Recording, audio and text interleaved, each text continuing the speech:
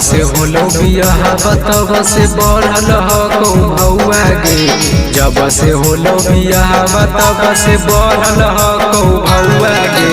तोरा के की बताइयो रे भतरा मारा हो पी के पौआ रे।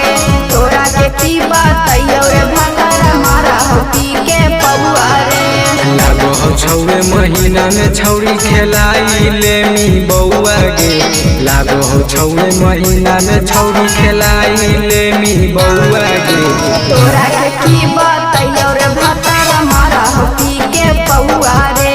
तोरा के की बताइयो रे भतरा मारा हो पी के पौआ रे। बौआ गे पौआ रे।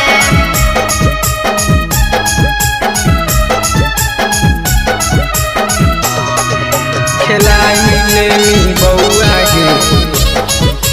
मारा हो पी के पौआ रे। बढ़ल हको भौआ गे। अगे कैसे तू भुलाई गेनी बचपन के प्यार के।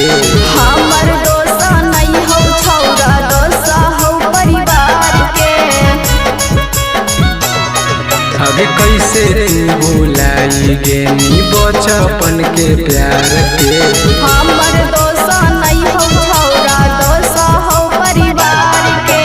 अपन त पार करी लेनी प्यार के तू नौआ गे।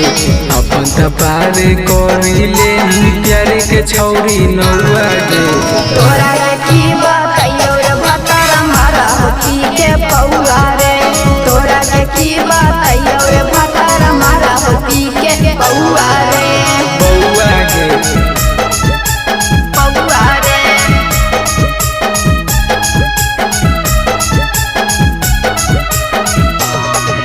खेलाई लेमी बौआ गे।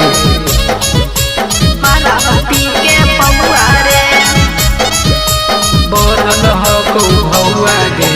मनीषा राज के छौरी दिलही ठुकराई गे। राई तरह दिए के छौरा ले लिये अपनाई रे।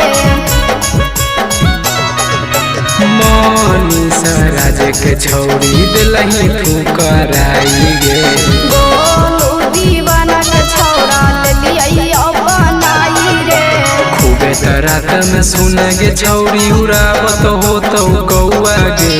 खूबे त रात में सुन गे छौरी उड़ावत होतौ कौआ गे।